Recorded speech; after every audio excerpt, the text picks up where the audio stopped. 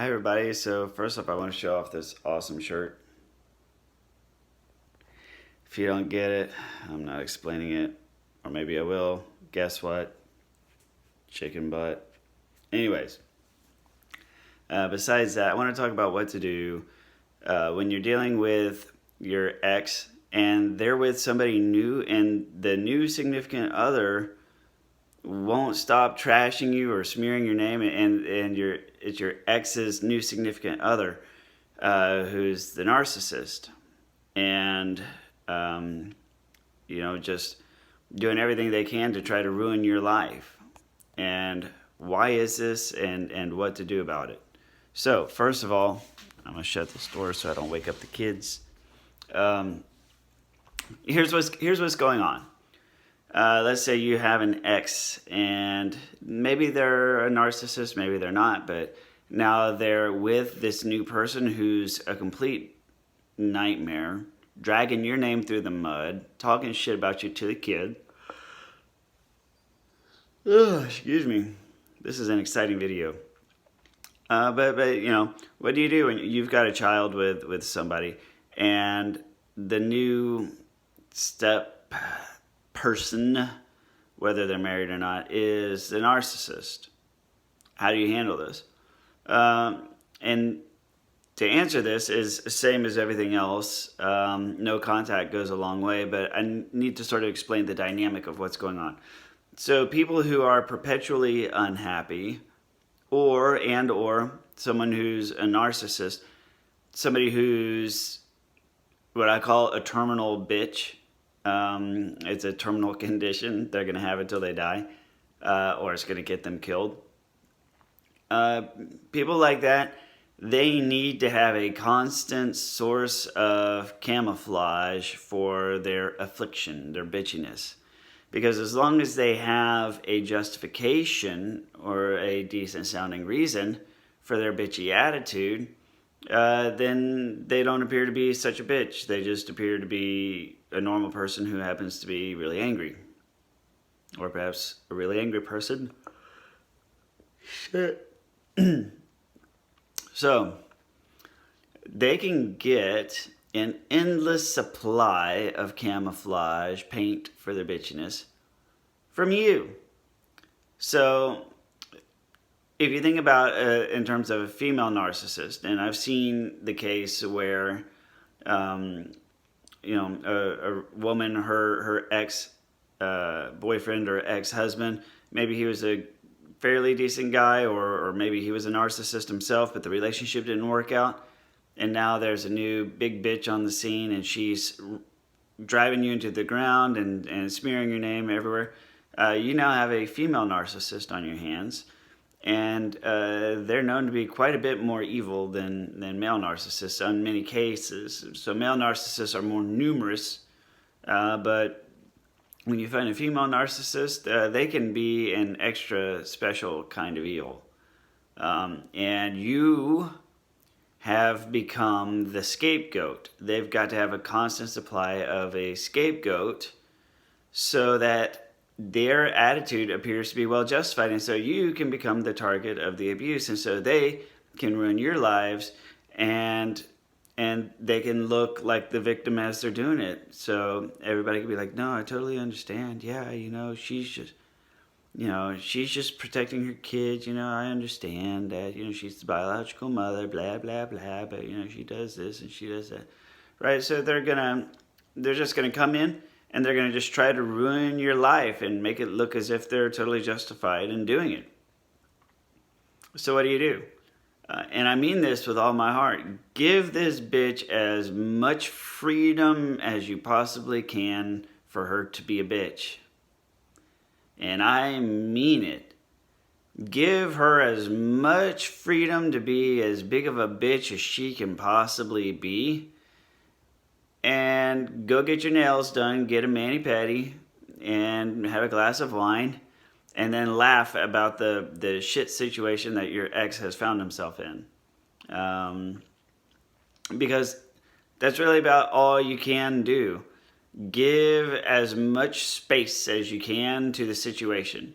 Because the more space you give it, hopefully, the sooner somebody on that side recognizes the unjustifiable bitchiness that's going on, and you stand a much better chance of your ex-boyfriend or ex-husband realizing that he's with a complete nutcase and him dumping her. The more you feed it, the more justified it looks, and the longer you're going to be stuck with it, and the more misery this woman's going to cause. So she starts smearing your name through the mud and everything. Let her, and don't say anything to them, don't do anything, because in all eventuality, it's going to come back to you through your friends, through the grapevine and all of that, and all the shit she's saying. She'll be like, I don't even talk to the bitch. I don't even talk to my ex-boyfriend. I hadn't talked to him in like months. Except for, what time are you picking up little Billy? I don't even talk to them. I don't see him, so I don't know. It sounds kind of crazy, but whatever. I suppose he's happy.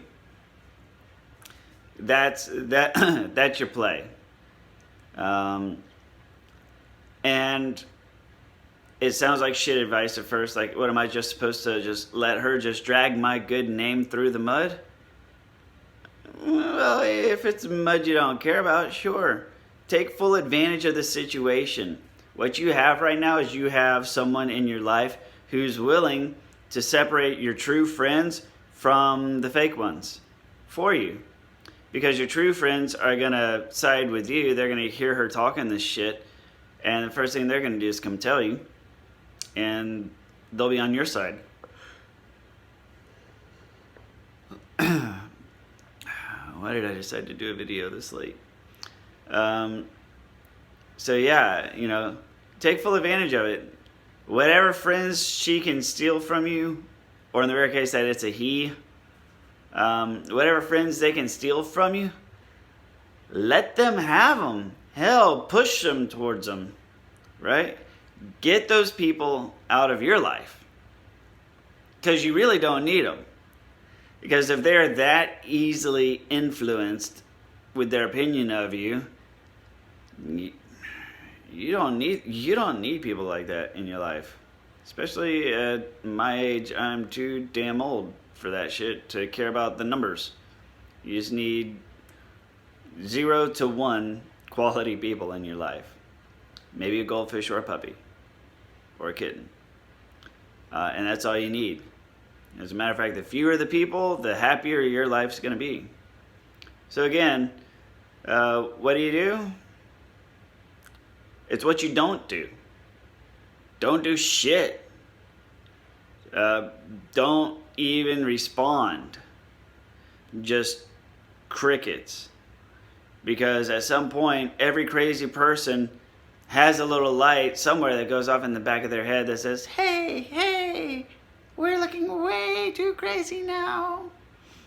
And sooner or later, that light's going to go off. You can't really control when it does, but you can control whether it happens faster or slower. So, that's it. That's what I got for you.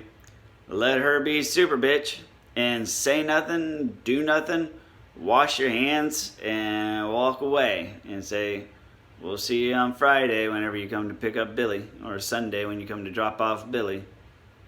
And let that be it. Nothing else. Don't even talk about the bitch.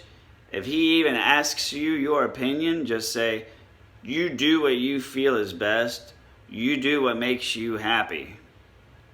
I don't care what you do with this girl. I don't care. I don't care about her. Why are you asking me? That's your girlfriend. You figure your life out. I'm still trying to figure my life out over here. And I can't be trying to figure your life out too. You can't ask me to figure your life out for you. You figure it out. That's your problem. You invited her in, you can kick her out. Now if you'll excuse me, I need to go get my nails done. Right? That's always my advice for girls. Go get your nails done. It's good advice when you're dealing with something and you're stressed, you're emotionally exhausted, you need a recharge. There's something about a mani-pedi that seems to be medicinal for girls. I've never, ever once heard a girl say, I wish I hadn't gotten my nails done. I've never heard that. Ever. But it's quick, simple, it's easy. It lasts a while. It's a visible change for you. Get your nails done. You can stare at them every day for a few weeks, and then the next time you're stressed out, get them redone. It's the little things that matter. If you're a dude, hang in there, buddy. But other than that, yeah, she's his problem, not your problem. Her running her mouth, that's his problem, not your problem. Because here's the thing. When you don't say shit, it's actually his problem that he's with a girl that keeps talking shit about his ex. Right? I'm remarried. I would be fucking humiliated if I walked around and my wife was constantly talking shit about my ex-wife.